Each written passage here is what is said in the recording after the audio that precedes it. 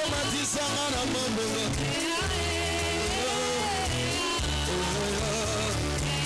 Sikoza mokozi napenda sana mokozi lokola yo Kozala libota moko Bisika molai na Sujo matisanga na mambonga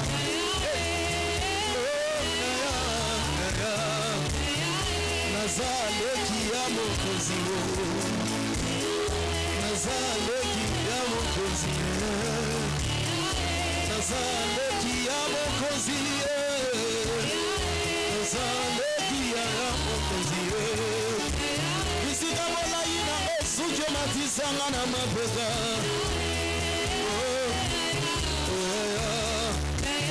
Yanga nazaleki yone ya na ngao Kozala libota moko Est-ce que tu peux commencer à parler pour ta vie? Je veux que tu parles pour ta vie. Élève ta voix, commence à prier pour ta vie. Commence à prier pour ta vie. Commence à prier. Est-ce que les voix peuvent s'élever? Dis à Dieu, je n'ai que toi.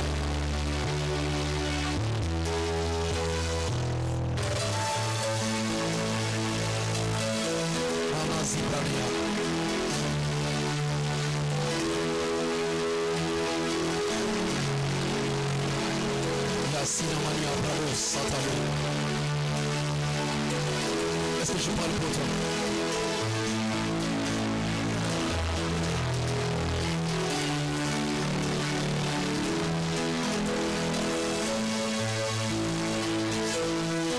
Shadalaya Satan. Est-ce que tu es en train de prier pour ta vie? Aide-moi à parler pour ta vie. Aide-moi à parler pour ta vie.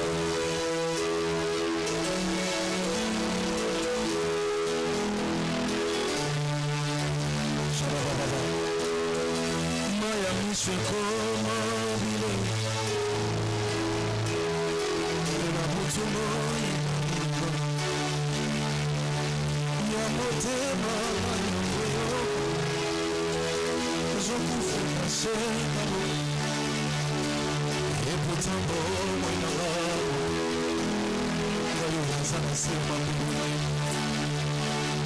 Nanya Kojoluba Tiyanaba Abuka Wani Popasho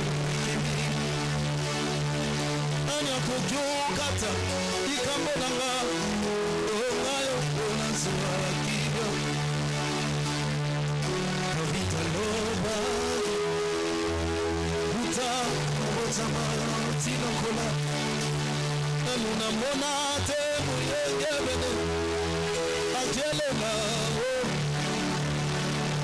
Ataba Kitanina Ye Bazanga Liva Awana Shenamo Kasi Oyo Ni Zoko Kula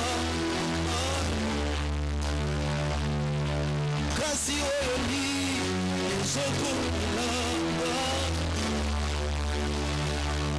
Kasi Oyo Ni Zoko Kula Kasi Oyo Ni Zoko Kula Oyo Bayebi Yote Oyo Sabaji Oyo Bazota Mula Namulili Isala Babako na Baweto Kede Mimoso Oyo Bazosi Bakande Bakis Kenasi na Baweto Kasi Poni Nite Oyo Andima Kozala Je de bonheur et de grâce là-bas. Le projet de bonheur et de grâce là-bas. Wapi, Bana Kende Lisusu. Bobo, Osana, Yeradi. Ok, les grâces Nana Lisuzu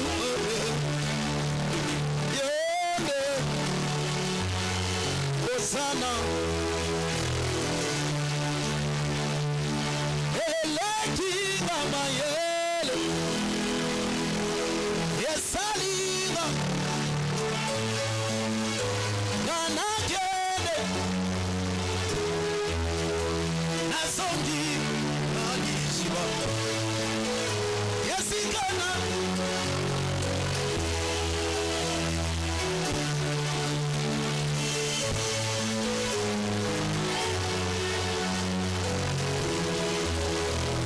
Est-ce que tu peux te lever là où tu es?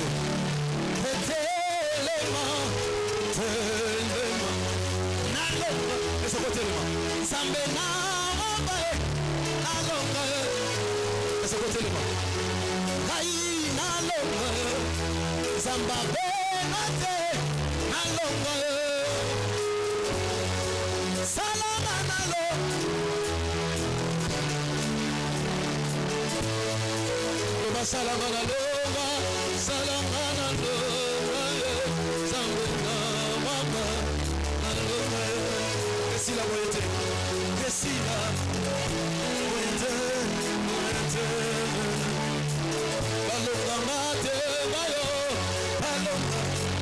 Amen.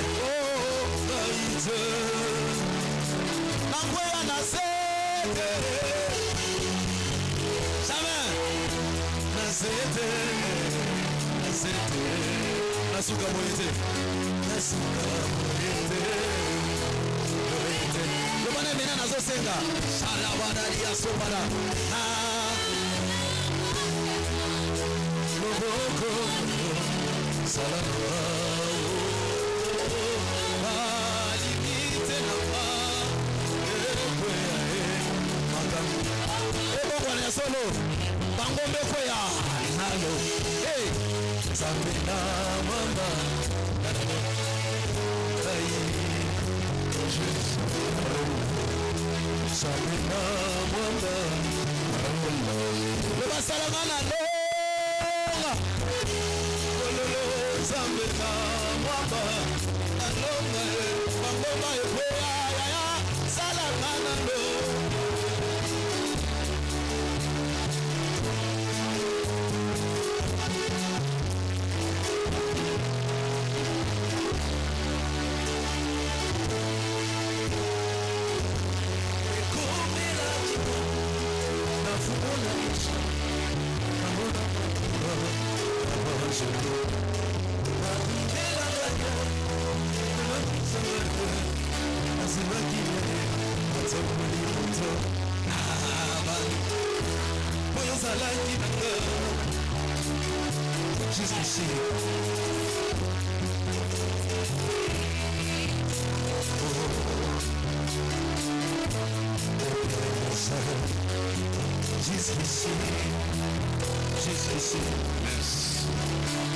Est-ce qu'on peut acclamer le roi, le Seigneur, le Seigneur? Amen. Merci, tu peux saluer deux ou trois personnes. Tango peut saluer mninga mbote. Et l'ongé de la peine est mote. Yo eze l'ongé au kangal voilà. Oh bataba va porte boulot. Merci. Que Dieu vous bénisse. Et parce que le temps est déjà largement passé, on ne peut pas attendre. Je pense qu'on va faire un effort pour qu'on puisse terminer à temps. On parlait de manque de délivrance appropriée est-il montant de blocage spirituel.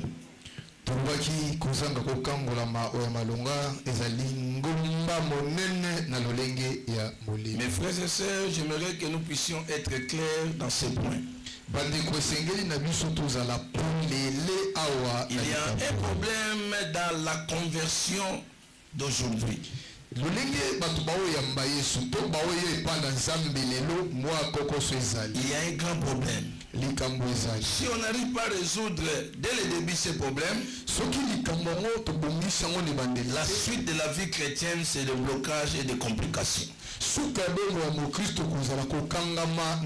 Matthieu chapitre 16, verset 24.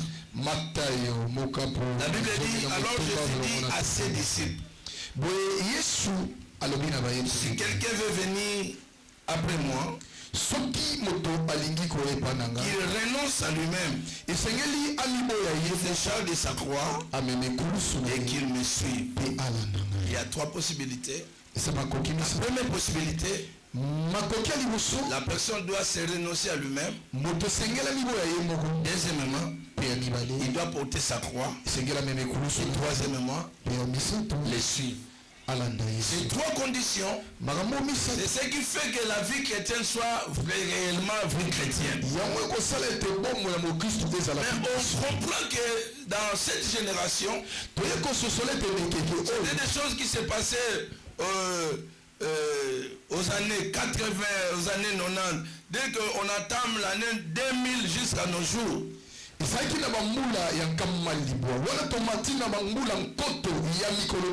se sont compliqués davantage. On n'a pas de vrais chrétiens comme on le dit selon la Bible.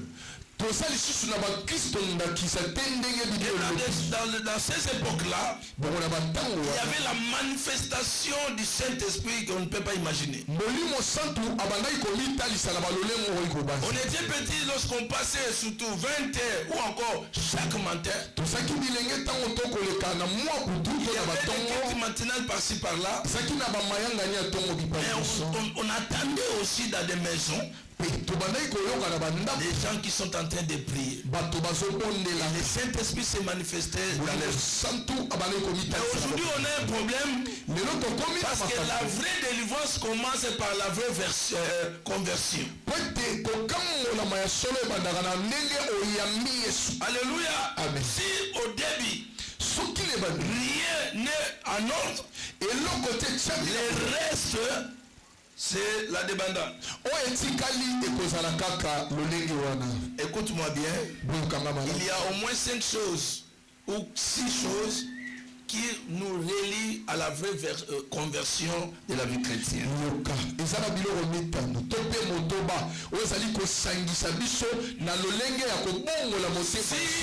chrétien, après avoir accepté Jésus-Christ dans sa vie, ne passe pas par ces 6 choses-là, il aura des problèmes dans la suite ou dans la continuité de sa vie chrétienne. Manque de délivrance appropriée, une montagne de blocage spirituel. Beaucoup, lorsqu'on entend parler de la délivrance, ils voient seulement la sortie des démons dans le corps. En réalité, la délivrance n'est pas seulement la sortie des démons dans le corps d'un homme, mais il y a des réalités spirituelles que Dieu permet à ses serviteurs d'exercer l'onction pour que ses enfants soient libérés de tous ces problèmes. Nous avons des problèmes liés au sang. Alléluia. Amen. Voulu ou pas, si on te regarde, on peut t'identifier soit à ta mère ou bien à ton père. Vous savez pourquoi? Parce qu'il y a quelque chose qui est dans le sang. On appelle des gènes. C'est ce qui transmet l'information de génération à une autre génération. Alléluia. On peut te dire, il est comme son oncle là. Il y a des problèmes de sang. Il y a la transmission des informations. Là sur les plans scientifiques, et sur les plans physiques, sur les plans spirituels aussi. Il y a des choses que nous avons héritées de nos parents. Écoute ce que Pierre est en train de dire dans le livre de 1 Pierre. 1 Pierre chapitre 1 verset 18 à 19. 1 Pierre 1, 18 à 19. Alléluia. Amen. Vous allez comprendre que réellement, si tu es devenu chrétien, tu dois chercher ta délivrance. 1 Pierre chapitre 1 verset 19 et 18 à 19. Écoute ce que Pierre est en train de dire. Sachez que ce n'est pas par des choses corruptibles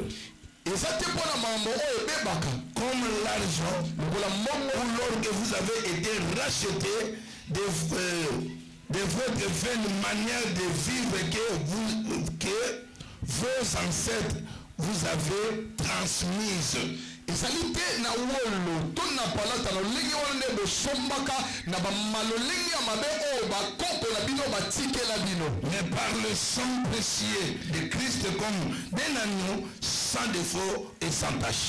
Kasi na makila na mwana mpate Kristo oyo ezanga litondo mpe osumu. Pourquoi Christ? Pour nous racheter, il doit verser le sang. Parce que l'âme de l'homme est dans son sang. Ici, il est en train de dire que nos ancêtres nous ont transmis la manière de vivre. C'est pourquoi ce n'est ni par l'or ni par l'argent que Jésus-Christ nous a rachetés. Il devait payer le sang. Parce que le problème que nous avons, c'est le problème de sang. Nous parlons maintenant des dettes. Des dettes ancestrales, des dettes de nos parents, des dettes de nos tutelles. Il y a tant de dettes que je peux expliquer. Alléluia. Parlons des dettes de nos ancêtres. C'est ce que explique ce verset. Il y a la mauvaise manière de vivre que nous avons hérité de nos parents. Imaginez si vous avez des grands-parents qui étaient des sorciers. Voulu ou pas dans le domaine spirituel, ils laissent des dettes. Et ces dettes-là, vous devez les payer d'une manière ou d'une autre. Peut-être si tu n'as pas la révélation, tu commences à subir des conséquences dans ta vie. Jusqu'à ce que, si tu es devenu chrétien, c'est pourquoi je dis, tout commence dans la conversion. Il y a des gens qui deviennent chrétiens parce qu'on l'a dit de venir, on l'a invité par exemple. Il est venu à l'église une année, 2 ans, sans passer par le préalable. Et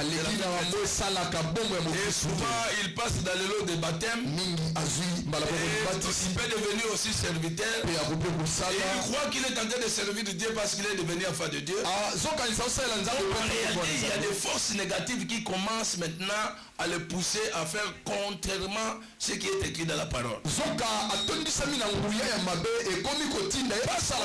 passer quelque part. L'élément de la conversion. C'est ce que nous avons dit et nous avons lu en Matthieu chapitre 16 verset 24. Écoute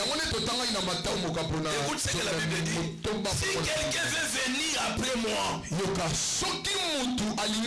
si quelqu'un veut me suivre, voici la première chose qu'il doit faire dans sa vie. Il doit se renoncer à lui-même. Et après il doit porter sa croix. Là il peut me suivre. Nous devons nous renoncer à nous-mêmes. Alléluia. Amen. Renoncer à ta vie ancienne. Renoncer à ce que tu faisais avant que tu deviennes chrétien. Tu verras aujourd'hui quelqu'un qui est chrétien, mais sa vie ancienne continue à se manifester jusqu'aujourd'hui. S'il avait à chaque fois, il avait des compères par-ci par-là, bien qu'il est devenu chrétien, les mêmes pratiques continuent. Là, tu n'as pas renoncé à ta vie ancienne. Dès que tu ne te renonces pas, tu n'entres pas dans la voie de la délivrance. Parce que ce sont des choses qui commenceront à te réclamer dans ta vie chrétienne. C'est devenir pasteur. Mais ces choses-là continueront à t'embrayer jusqu'à ce que tu crois comme si Dieu ne t'écoute pas. Tu dois te renoncer à ta vie ancienne. Abandonner cette vie-là. Et le renoncement aussi passe par la confession. Alléluia. Amen. Alléluia. Amen. C'est très très important. C'est très très important. Beaucoup d'entre nous n'aiment pas la confession. C'est pourquoi nous, à notre époque, il y avait des kirdans. Avant même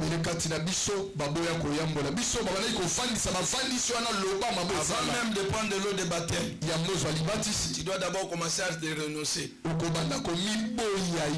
ta vie ancienne. On te demandera tu as combien de copains par exemple, tu as combien de copines. Et tu es prêt à te marier? Si on te dit ah non, je ne suis pas prêt à me marier, tu dois couper à toutes ces relations là. Parce que toutes ces relations-là t'amèneront toujours à l'impudicité. L'impudicité, c'est un péché. Et le péché, c'est une grande porte qui amène les démons dans la vie de quelqu'un. Je vous dis la vérité. Le monde a des problèmes aujourd'hui.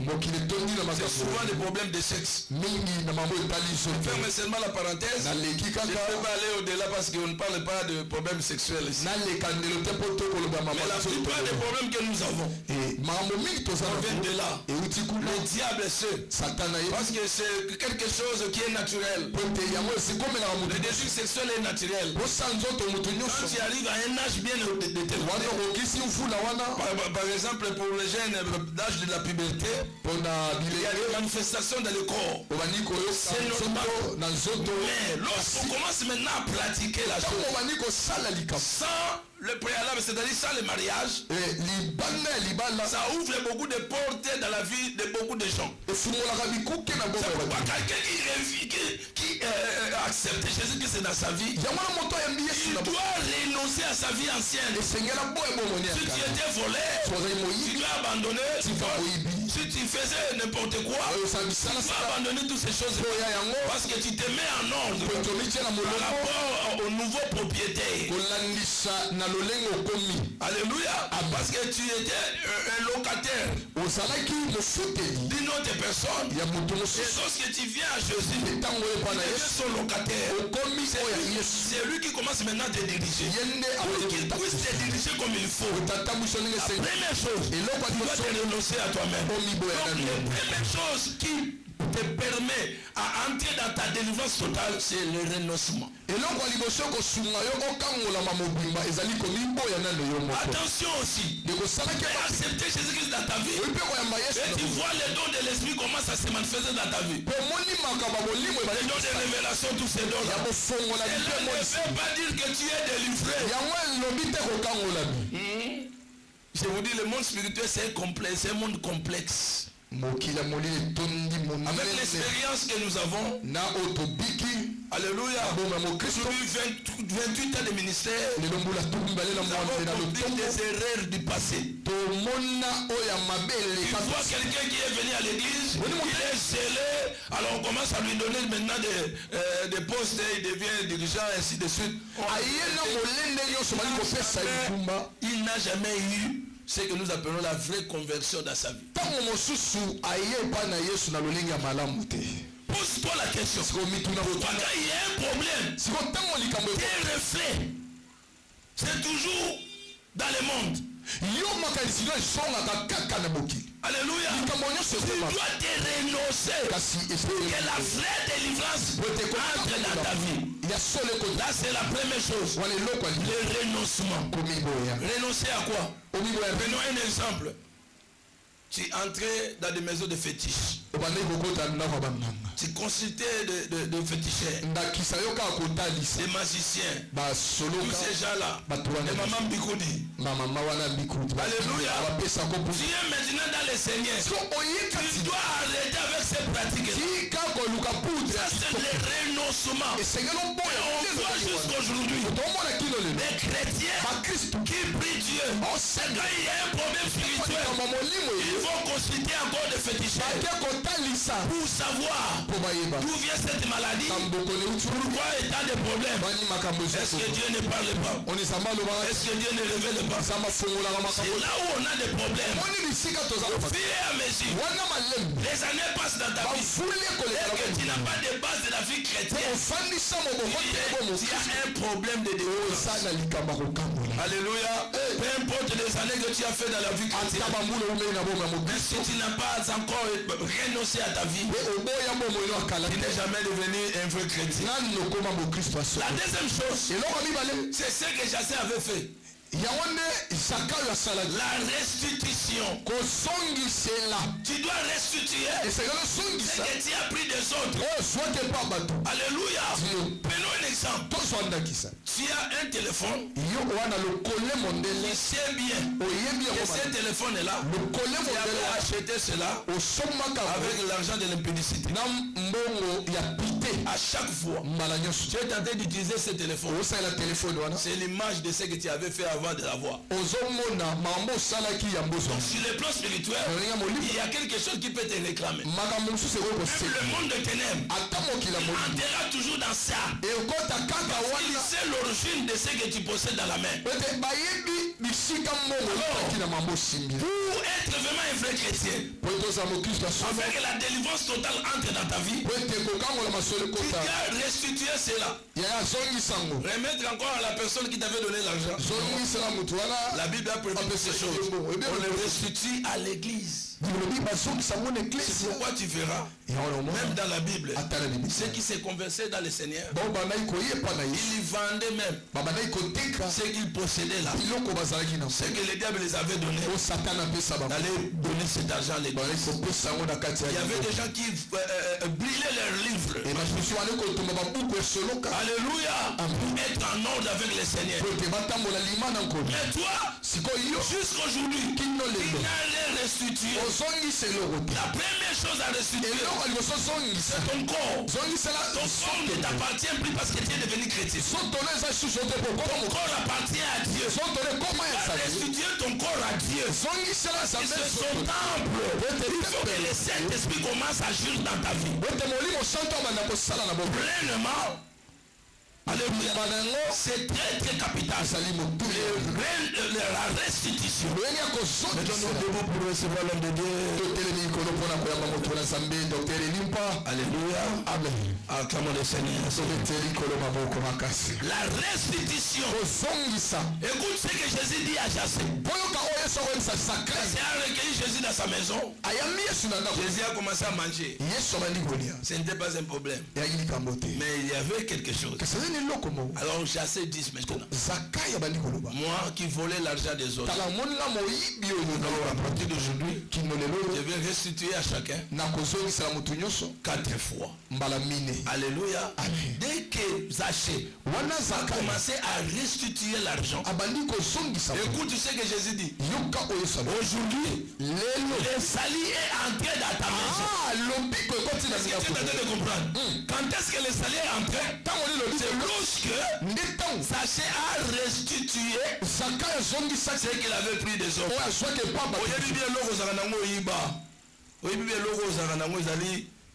Otelaka nzoto ndozo wangu tekango ya otika l'église po olongo na ngamu na mutuno donc moral no ezala bien obika nde obika délivrance ekota soki te la cette chose là va te commencer à te réclamer ya eloko wana bandeka kosenga yo ebandaka pendant que osambela tango otali ngabwe oyo monga kindumba na bilamba eza na biloko ebele foto zongisa ya liboso zongisila nzambe biloko na ye oyo eza nzoto na yo donc ningo banzoto oyo eza su yanga te eza nzambe soki komi ya nzambe ya contrôler nini su nazongisa biloko na zwaka nini su nazongisa ya sata biloko na eti zongisa ya diable zongisela ye kindumba ezaka ya diable zongisela ye donc biloko ya diable apesa yo bana osalela yango zongisela ye o remarquer que soki ozongisi biloko wana epa satan nde délivrance ebandi. Que Dieu vous bénisse. Tobondeli nkolo na biso babo kola moteya ye na ntamwa ye to continuer molaeza te. Merci tozoyamba bateleli pa totelemi toyembie na kombo na Yesu.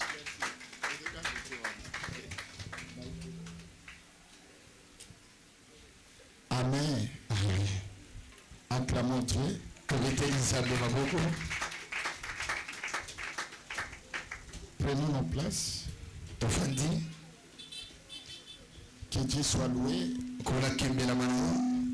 nous venons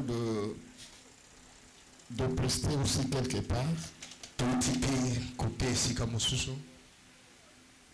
Nous avons reçu le ministère pour l'édification du corps de Christ. Alléluia. Amen. Je crois qu'aujourd'hui c'est une grande journée. Nous bénissons Dieu pour l'apôtre Thierry, pour son ministère, pour sa famille, pour son foyer. Dieu bénisse énormément.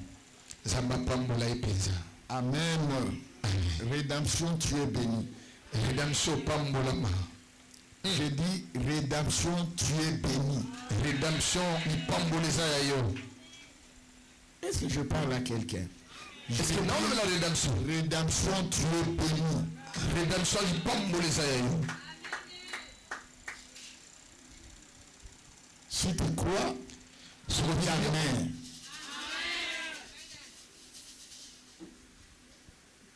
Quand une parole sort de l'autel,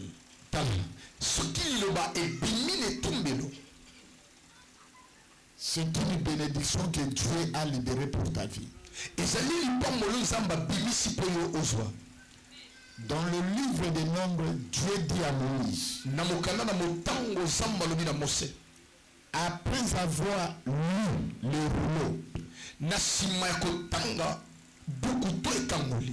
que tous les enfants d'Israël disent amen à cette parole.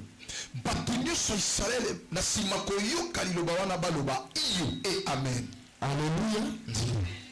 Exode chapitre 17 verset 14.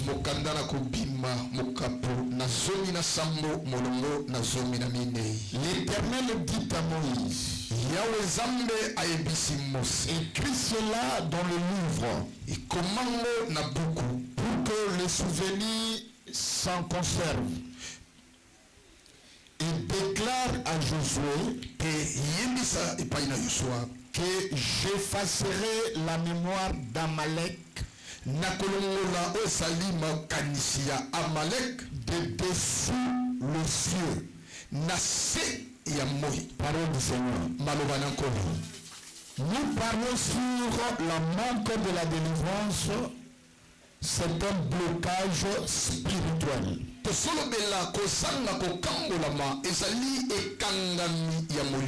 Et durant la semaine, par la grâce de Dieu, le Saint-Esprit a voulu nous parler ce qu'il avait prévu. Mais maintenant, nous parlons sur la délivrance d'Israël devant Amalek.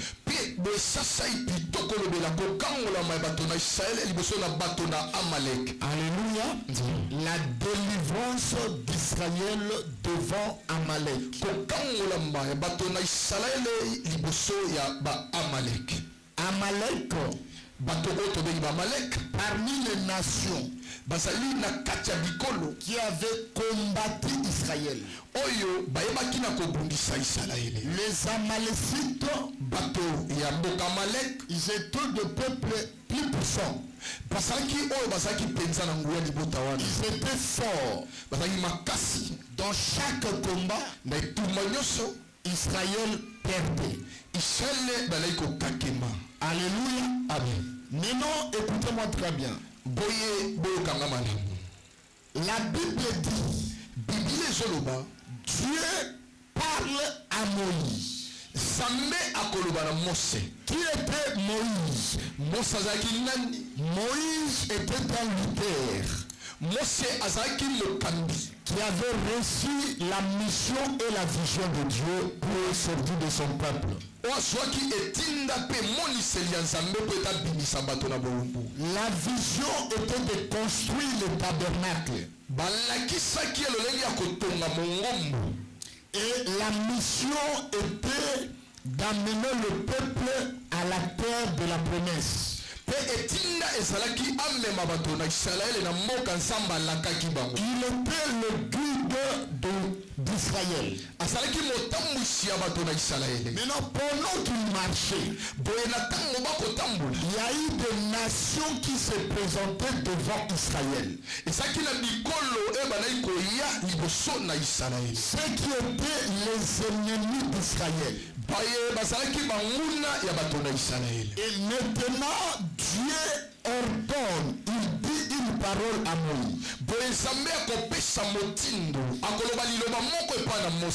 Il dit, écris cette parole. Écris ce souvenir. Alléluia. Amen. Un souvenir, ça se sort pour que dans les jours à venir,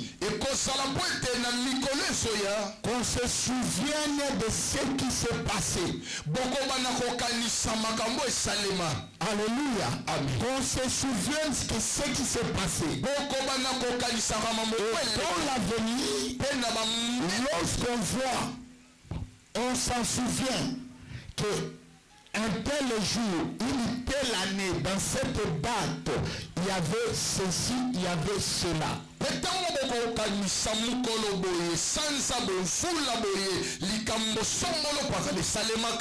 Maintenant, Dieu voulait dire à Moïse, ce que tu vas écrire, écris-le.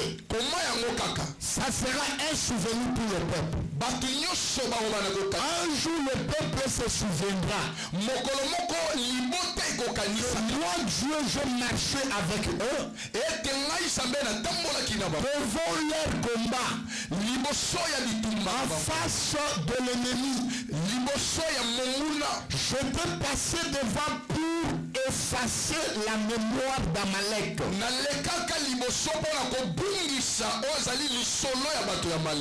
Amalek, ennemi d'Israël.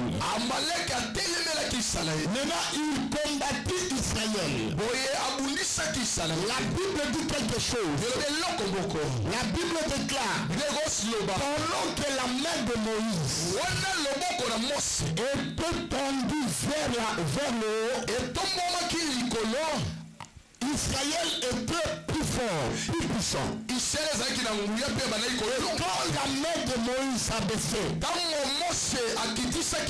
Israël perdait le bataille. La Bible déclare, pendant que Moïse élevait ses mains, c'était la victoire pour Israël. Le signe de lever le main, c'est demander le secours d'en haut. David a sol. Je lève mes yeux vers le montagne. D'où me viendra le secours? Le secours me vient de l'Éternel des armées. Le créateur de cieux et la terre.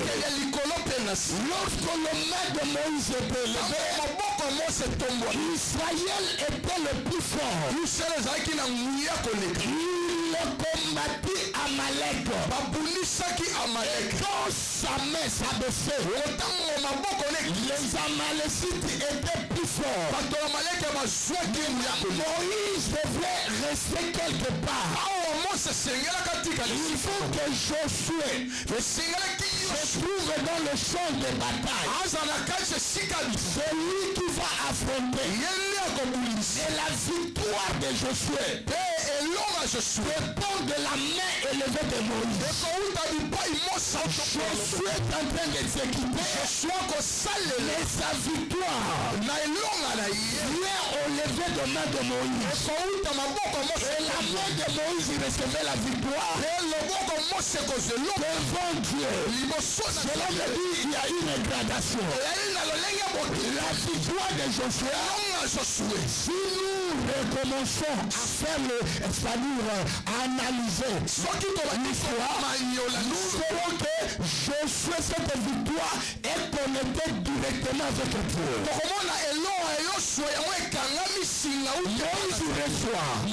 Et Josué reçoit auprès de Moïse. Est-ce que je parle à quelqu'un? Qu'est-ce qu'il y avait eu? Israël devrait monter les stratégies. Ils ont compris le secret de notre délivrance, de notre libération. Il faut que la main de Moïse reste élevée. Mais Moïse, c'est un homme.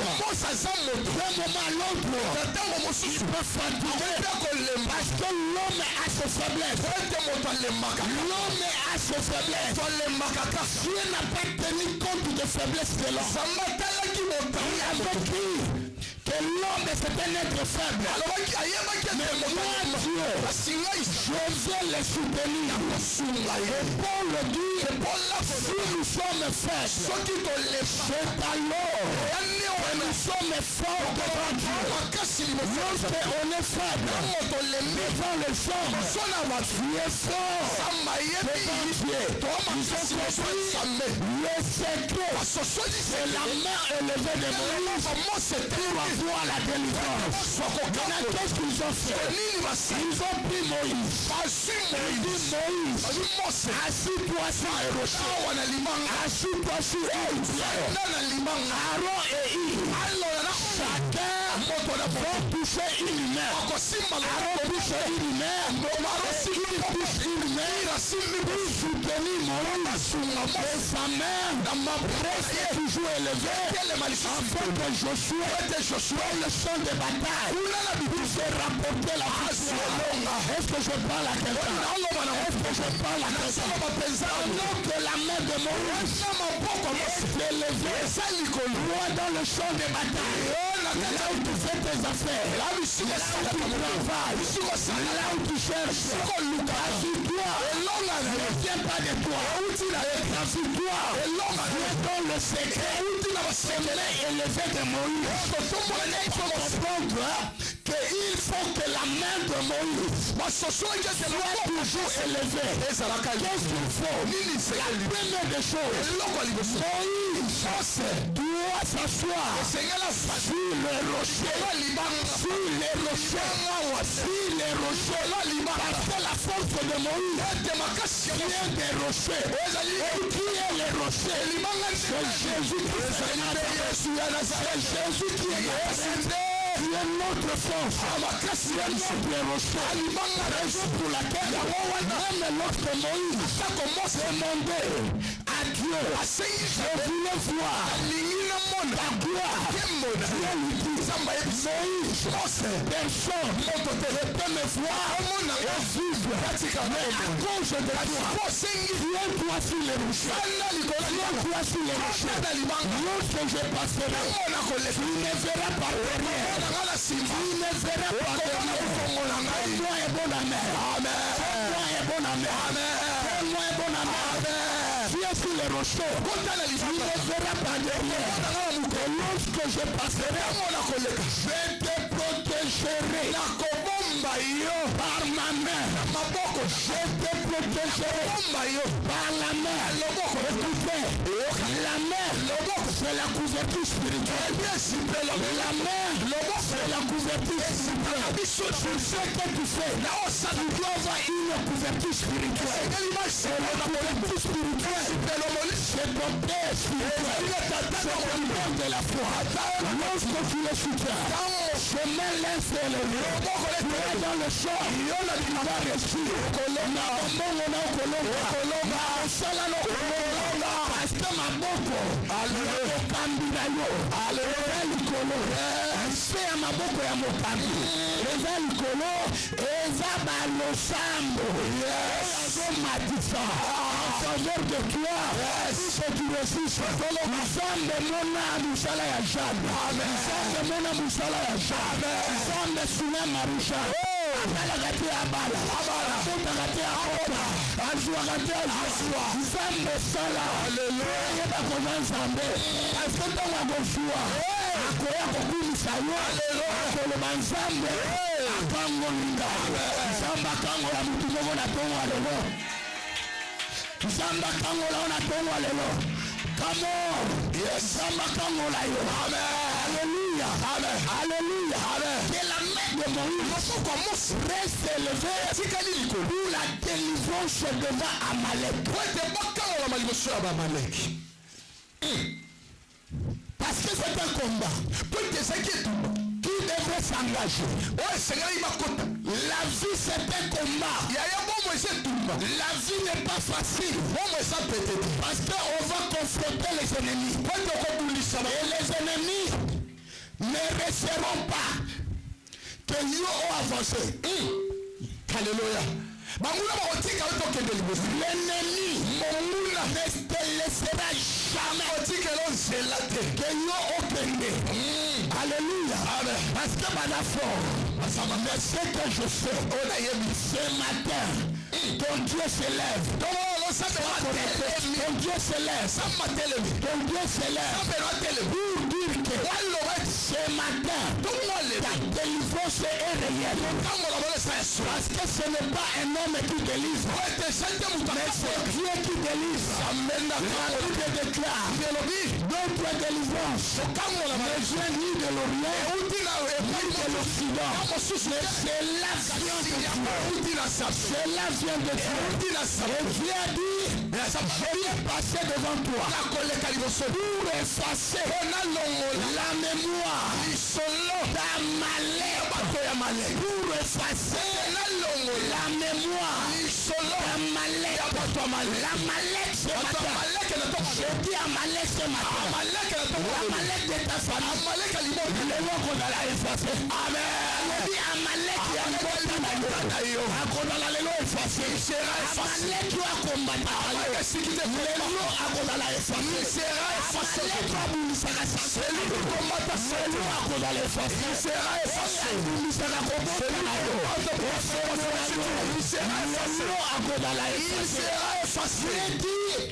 J'effacerai la mémoire d'Amalek. Alléluia. J'effacerai la mémoire d'Amalek. Donne-moi un bon amen. Amen. Ce n'est pas Moïse qui efface. Et ça, moi, c'est mais c'est Dieu. Et ça n'est jamais. J'effacerai. Israël n'est pas fort devant les Amalécites. Mais Dieu passe devant. Il dit j'effacerai. J'effacerai la mémoire du d'Amalek. Donne-moi un bon amen. Amen. Lorsqu'on dit effacer, quelque chose qui est effacé, c'est-à-dire ne peut jamais se voir. Et l'oko oyo ezali effacé. Alléluia. Et kotikalaka komona na lisusu. Amen. Quelque chose qui est effacé. C'est quelque chose qui est oublié. Une chose qui n'existe pas. Alléluia. Amen. C'est-à-dire c'est effacé. Maintenant, Israël. Dieu lui dit. Parce que vous avez le souvenir de ce que Amalek avait fait. Tu marches avec ça. Mais moi Dieu,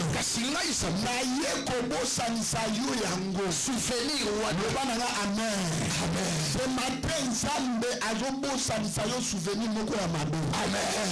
Oyo kosuko tamboli okanisa ngo ennemi na démoralisation. Alléluia. Ezozala effacé. Lorsqu'on dit effacé, c'est quelque chose ça ne se voit pas. Lorsqu'on dit effacer, lorsqu'on était encore à l'école, éventez les tableaux. Tu vois? Cours nyonso batiaki. Résumé nyonso batiaki. Exposé nyonso batiaki. Malobi effacer le tableau. Est-ce que komonana? Natuno ekomonana. Ekomonana te. Naba écrit wana nyonso ekewana. Tous les écrits qui a été effacé. Ekewapi. Et quel fautoire. Et pour moi et continue à fautoire. Parce que tu peux effacer le tableau rien qu'avec le fautoire. chiffon. Et lorsque tu vas effacer le tableau avec le photo, tous les écrits se cachent dans le photo. Attends au plus beau lit. Est-ce que écrit on est besoin de est-ce que on a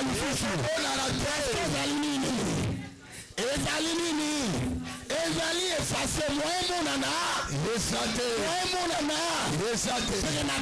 alléluia nani na yebisa yo c'est que l'ennemi avait écrit dans ta vie c'est que les magiciens, les sorciers, les gens de mauvais cœur qui ont écrit dans ta vie ce matin Dieu est en train d'effacer tous les écritures.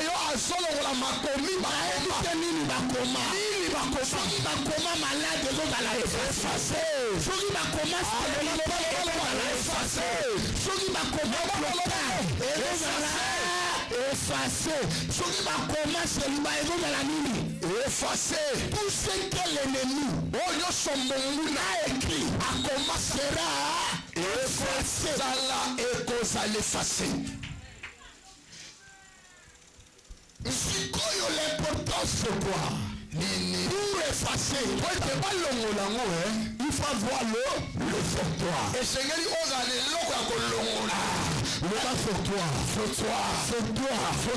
fautoir va nous aider, disons, pour effacer l'état. Et ce matin, tu dois voir. Fautoir en français. Kaka wana fautoir chiffon biloko wana nyoso yango wana to defate to la journée le anglais pam yango wana ka to banga français yango ka to bete fautoir tout dans ce il faut na fautoir tunaye pona ko effacer tableau faut dans la nini na fautoir tunaye yebisa dans la tableau faut dans la nini pour effacer ya tunaye. Vous avez un photo? Vous avez un mot? Est-ce que vous avez un photo? Tout n'a pas. Vous pouvez effacer la ligne. Est-ce que ça n'a pas? Parce que ça l'a gentil. Tout ce là. Ça l'a gentil. Ça l'a d'ailleurs. Nous faisons pas une solution. Quand nous sommes personnes qui m'ont nous profitez, non? Vous savez? On doit s'occuper. Tout ça, vous pouvez effacer au bas comme vous. Tout n'a pas. Vous avez un photo? Tout n'a pas. Pourquoi pas? Vous avez un mot? Vous connaissez? Que Dieu te bénisse. Ce matin, tu dois voir. Et c'est comme ça le fautoir. Il y a bien. Il y a un peu de la fautoir. Merci. Message est l'équipe. Que Dieu te bénisse. Que Dieu te bénisse. Oh, le fautoir que tu dois avoir.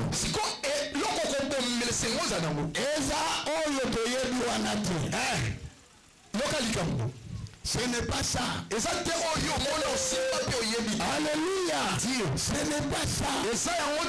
Mais le fautoir, quand tu as besoin pour effacer la mémoire d'Amalek, c'est la parole de Dieu.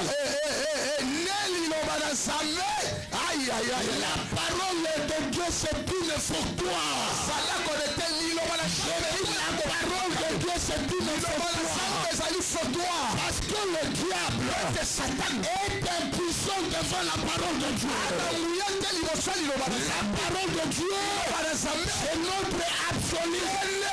Dans la parole de Dieu, c'est Dieu lui-même est Dieu est dans sa parole.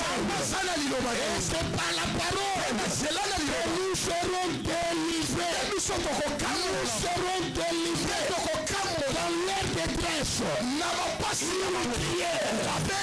À l'Éternel, nous cherchons la délivrance. Ils ont crié. Dieu n'a pas envoyé autre chose. Dieu a envoyé sa parole. Et la parole les a délivrés. La parole les a guéris.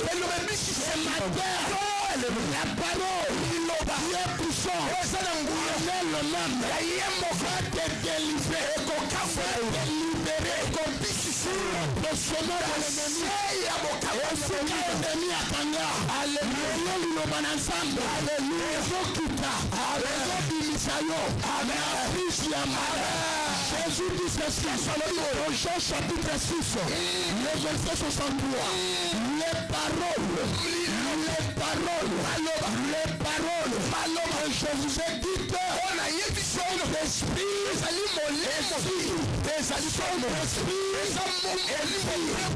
une parole qui a l'esprit, c'est une parole qui délivre, c'est une parole qui nous libère. Donne-moi un bon amen. Est-ce qu'on s'en connecté? Pour effacer, pour la colonne, tu dois utiliser la parole de Dieu. Le Seigneur sale la liloba na nzambe. Comme il faut toi. Lokola eloko kobomela. Tu dois utiliser la parole de Dieu. Seigneur sale la liloba na nzambe. Comme il faut toi. Lokola eloko ko effacer. Parce que nous sommes délivrés. Peut-être tokangola mi Par sa parole. liloba na ye. Par sa parole. Liloba oya ye. Par sa parole. Liloba na ye. Oh, sa parole. Liloba na ye. C'est une vérité. Ezali solo. Sa parole. Liloba na ye. C'est une vérité. Ezali solo. La Bible dit, vous connaissez la vérité. Solo. Et elle vous affranchira. Elle vous libérera. La parole nous libère. Si tu veux effacer ce que l'ennemi a comment la vie d'ailleurs, utiliser le manami, il est fermé. C'est quoi le banzambe lobini? Et le lobini docteur. Pour la moi, je suis à Botaka, le banzambe lobini. Et le lobini docteur. Et combat, liloba na nzambe lobini. Liloba nzambe lobini, elobi boye. Na kati ya libota Israël. Liloba nzambe lobi. Et combat kozala te. Moi je peux akosopase ni akozala te. Tu vois maintenant cette parole. Omoni liloba wana. Prends cette parole. Sois liloba wana. Applique maintenant ta foi. Salela siko kontima na yo. Crois à cette parole. Dimela liloba wana. Tu seras délivré. Okamolama. On s'est connecté. Que dit la parole? Liloba lobini. Pour celui, pour le moto où c'est ça, abandonné. Amoni te asunolami. Il n'a plus rien. Avana mutango sunga ete sunge zate. Avana mutango ende na alisete. Pesa na mena beza mapambula yo. Mais la que dit la parole? Ce que l'ilobelo bindi. La parole dit. L'ilobelo ipona moto wana. J'ai été jeune. Ah, nazala kelenge. J'ai vieilli. Naluli. Je n'ai jamais vu un juste abandonné. Natikala comment te moyengele na sunolami. Si tu crois à cette parole, tu verras l'accomplissement de cette parole. Dieu ne t'abandonnera jamais.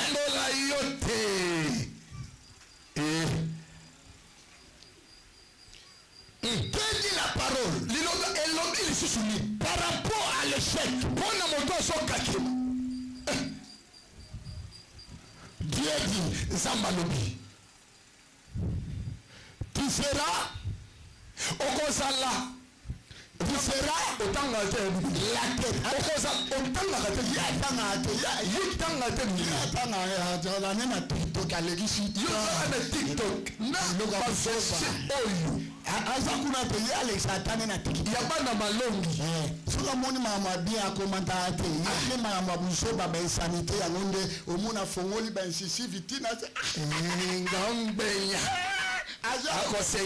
à partager. Mais il n'a jamais partagé une parole qui est vie. On dit que la pique au cabo, la liloba est tombée. Mais vous avez à partager. Vous avez et on a dit vidéo n'a pas la vie. On a dit la même ici quand on a modèle et on a tenu la sécurité. Tout conseil, yoka, tout conseil, je dis bien, qui n'a pas l'absolu comme la parole de Dieu. Qui n'a pas le soubassement. C'est nul. jelo libungu tulu jelo conseil nyonso oyo ezali sa yesu sa nzambe jelo eza leloko te jelo. que Dieu te bénisse amen que Dieu te bénisse amen que Dieu te bénisse amen. Dieu dit Zambalobi, tu ne seras jamais la queue, mais tu seras la tête. Okozala mokonoto mokila te kasi mutu. Mais la tala ndenge yo miso bisaka. Nazonga kaka iselo makambo mosusu faut s'imposer. Amen. Il y a des choses il faut s'imposer. Amen. Il y a des choses il faut affronter. Donne-moi un bon amen. Amen. Donne-moi un bon amen. Amen. David avait affronté Israël pour la délivrance. David a boulé Goliath. Je disais Goliath. Il a affronté Goliath pour la délivrance d'Israël. Pour Israël et Kangwa. Malgré le découragement de ses frères, mais il a dit je vais affronter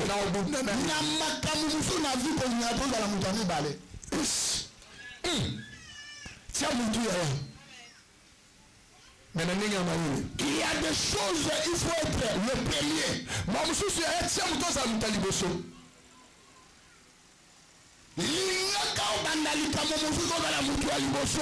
On parlera de ton histoire. Tu me comprends? Gloire au Seigneur. Gloire au Seigneur. Yes. Congo. Entre Lumumba na Kasavu, qui était le président? Lumumba na Kasavu, qui était le président? Histoire. Kasavu, qui était le premier président du Emery Patrice Lumumba. Mais entre Kasavu et Lumumba, qui est héros? Lumumba, pourquoi pas Kasavu?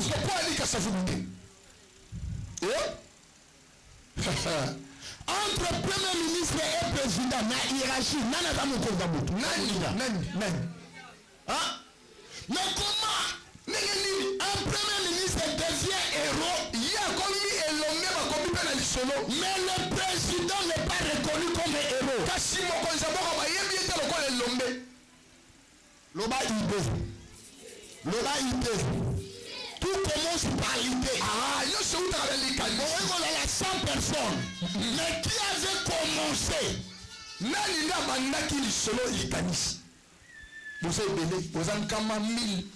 Dans chaque chose, il y a un initiateur.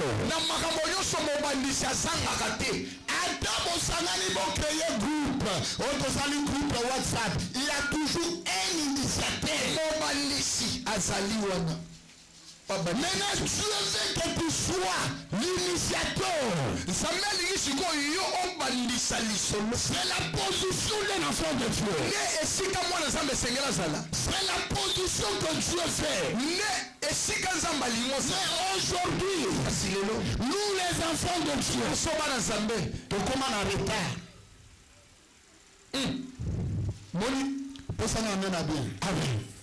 C'est parce que il avait pris la pensée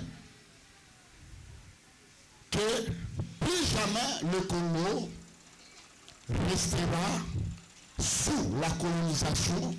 Il faut que le Congo devienne un État souverain. Congo ekotikala na boungu ya banoko lisusu te esengeli Congo ezwa lipanda o babi bonsomi. Donne-moi un bon amen. Donne-moi un bon amen. Il faut être un peuple souverain. Esengeli ozali botela bokumu.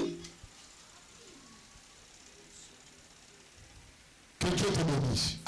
Makambo mususu fo bandaka mutu ya libo.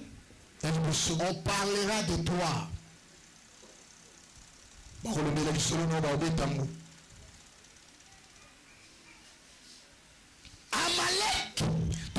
Amalek a été vaincu. Mémoire naïe ezala effacée par Dieu. Yes. Parce que dans son combat, il faut avoir des stratégies. Tu dois avoir des stratégies de combat. Que Dieu te bénisse. Que Dieu te bénisse. Tu ne peux pas combattre comme ça. Tu ne peux pas se délivrer au hasard. Il faut avoir les éléments. Il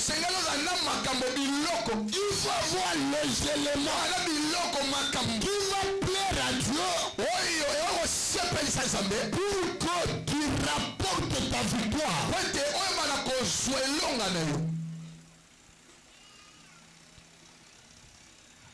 Et que dit Paul?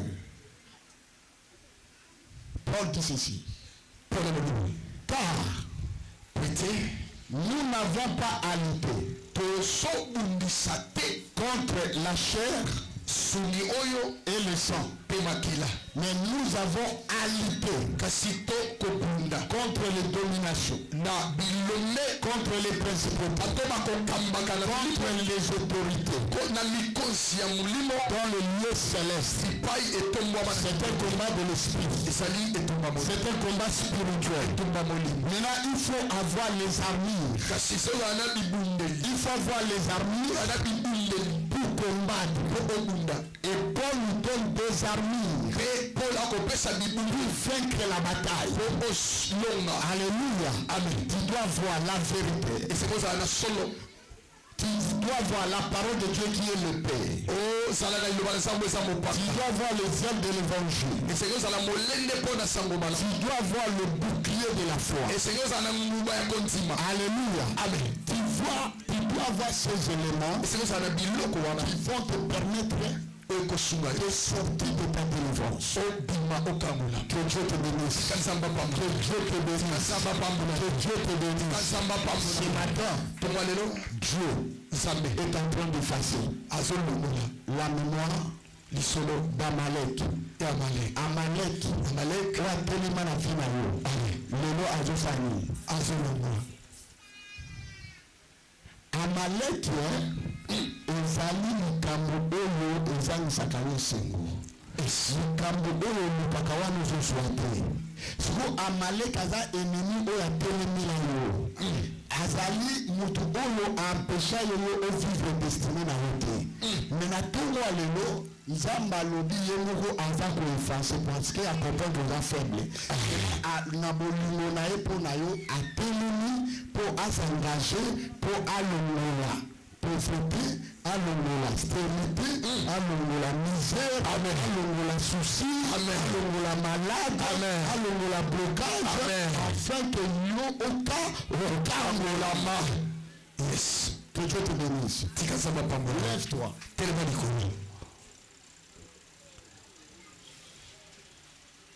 Merci.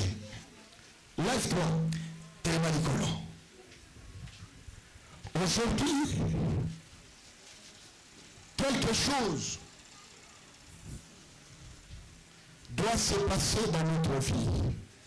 Et c'est ce matin, il y a la même puissance de Dieu.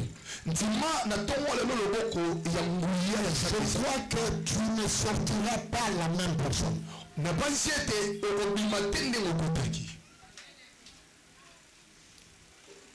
Likambuana ezotikala awa yozobima na solution. Amen.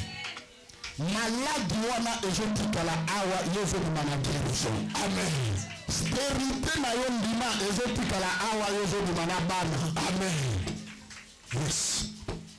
Kolela na yo ezotikala awa yozobima na nini na esengo. Amen.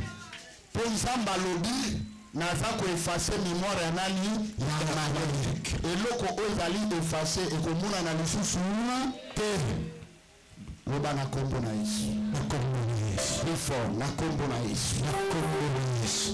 Na tongo lelo. Na tongo lelo. Nazondima. Nazondima. Nguya ya liloba na Nzambe. Nguya ya liloba na Nzambe. Oyo mobu na ngai. Oyo mobu na ngai. Na koefase. Na koefase. Mémoire. Lève-toi. Yamalek. Lève-toi, tout le monde, lève-toi. Le banatongo alelo. Nzambe. na kombo na Yesu, azo effacer mémoire ya maleki na vie na ngai oyo bakoma oyo maloba na vie na nga na nzela ya famille na nga maloba o baloba etikala lokola souvenir ya mabe elandaka biso de génération à génération Zambe merci parce que na suka ya mbula oyo maloba wana ezozala efface ndenge mbula ezosila maloba wana ezolongwa likambo wana nakokota nango na 2026 te okokoloba na ye lemba likambo wana nakokota nango na 2026 te ndenge ozodeklare ndenge kosalema likambo wana ndenge mbula ezosila 2026 nakokota nango te nandimi na liloba ya Nzambe elobi na ngai nakoefase mémoire ya Amalek loba Amalek ya famille na ngai yokanga malamu oumeli mingi na vie na ngai oumeli mingi na libota na ngai lelo nandimi loba oyo Nzambe alobi mémoire na yo ezozala efface na tongo lelo ndenge nazobeta maboko nakana bino esika boza kosereli bozwa badécision po borenouvelé yango na nouvelle année nga natelemi lelo lokola Josué na champ de bataille natelemi lelo nazondima maboko ya Moïse eza ya kotombwama eza ya likolo mpo ngai nazwa victoire lelo nazokima na victoire na elonga liboso ya austérité liboso ya maladie liboso ya célibat liboso ya blocage liboso ya échec liboso ya souci liboso ya bakalamité liboso ya pauvreté lelo mémoire wana ezozala efface ndenge nazobeta maboko ndenge ozolibere vi na ngai ndenge nazobeta maboko ndenge ozotika bomoi na ngai lelo Amaleko bima na vi na ngai Amaleko bima na liboto na ngai Amaleko bima na foyer na ngai Amaleko bima na ministère na ngai naza koefase mémoire na yo batrace na yo okomona na lisusu te lelo nazomettre fin lelo nandimi parce que naza na bouclier de la foi parce que naza na liloba ya Nzambe nazondima kwa utulu oyo nazoutilize yango mpo opesanga elonga ozobondela ozosambela ozobondela Amaleki nini oyo aza na vi na yo oyebi ye malamu peut-être kolekanga Amaleki nini oyo atelema na vi na yo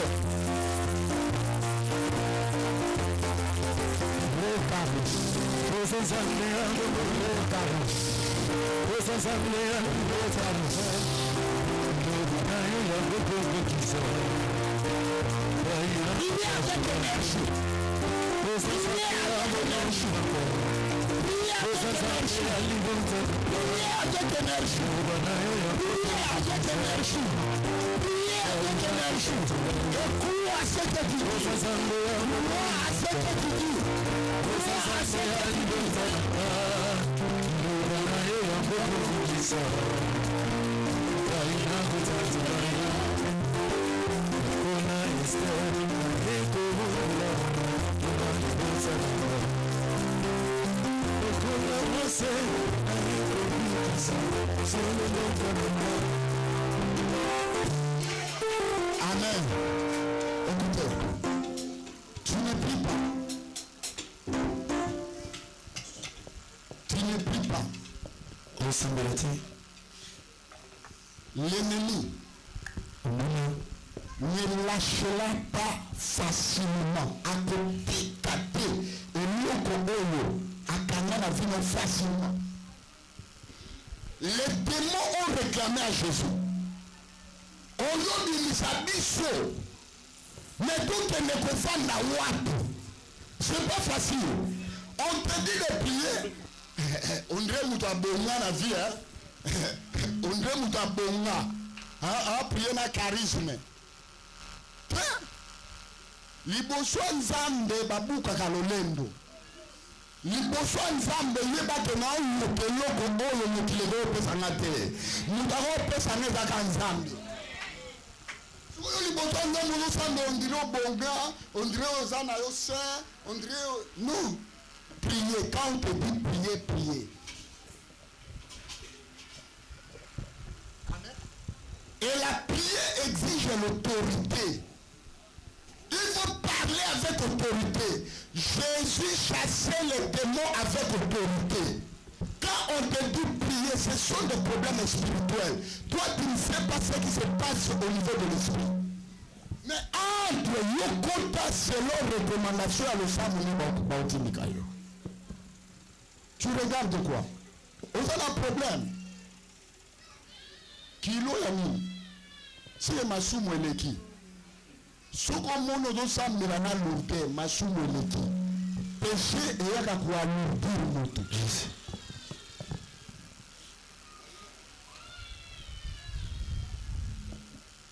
Mosusu déjà effort et ce ton d'autres. Ban local, comment on appelle ça? Ban scole. Et ce ton d'autres. Mon livre est court et c'est dominé. Si vous pointez les mabous dans l'esprit, on n'a rien. Yo asi mon démon dans mon ningana. Ou bien Satan dans mon ningana. Ou bien ndokiwa na famille wa ebia. Toi ni akombata. Aoli bisote. Sur aux occasions yango, occasion passe à nord. Na malobezate. Bana kombo na Yesu. Molimo ya lumbe.